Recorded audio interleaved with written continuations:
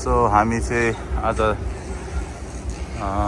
हङकङको the pick भन्ने ठाउँमा छौँ। त्यो चाहिँ यो मेन टावर जस्तो। अब यहाँबाट चाहिँ फेरि उतातिर चाहिँ भ्यू छ अनि यता चाहिँ वाकवे हो यसरी। द पिक ट्राम चढ्ने ठाउँ। यहाँ पुरै मान्छेहरूको पुरै भिड।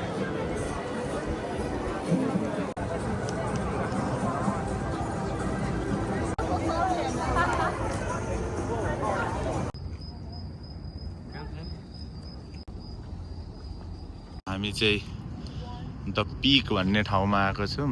अनि यो टावर चाहिँ दोस्रो नम्बर होइन, सबैभन्दा अल्गो रे हङकङको।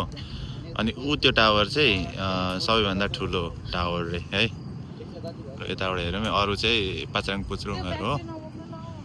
झ्याप्पा लाएर हेरौँ है यस्तो छ। अनि यो चाहिँ पहाड हो द पिक भन्ने ठाउँ। अनि यहाँ चाहिँ यस्तो बाटो छ, यस्तो सानो बाटो। सबैजना यहाँ घुम्न आउँछ।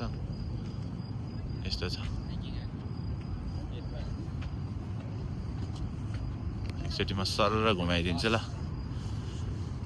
अनि त्यो बिल्डिङबाट चाहिँ यतातिर सनसेट दामी देख्छ क्या। यताबाट यता सनसेट पर सनसेटहरू। अनि यो चाहिँ पहाडको यो रेलिङ छ यस्तो। हाम्रो बहिनी, हाम्रो दाजु भाइ सबै हामी सरर आएको छौँ। खैरे दाई पनि हेर्दैछ। यस्तो छ।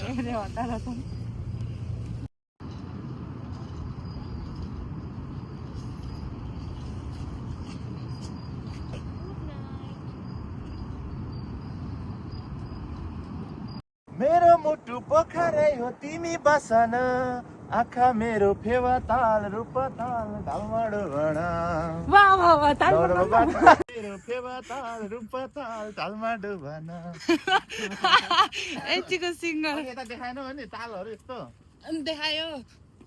यो चाहिँ डाँडा। यस्तो डाँडामा चाहिँ यस्तो बाटो छ। अनि सबैजना भ्यू हेर्न आउँछ। यस्तो आउँछ है भ्यू चाहिँ फेरि।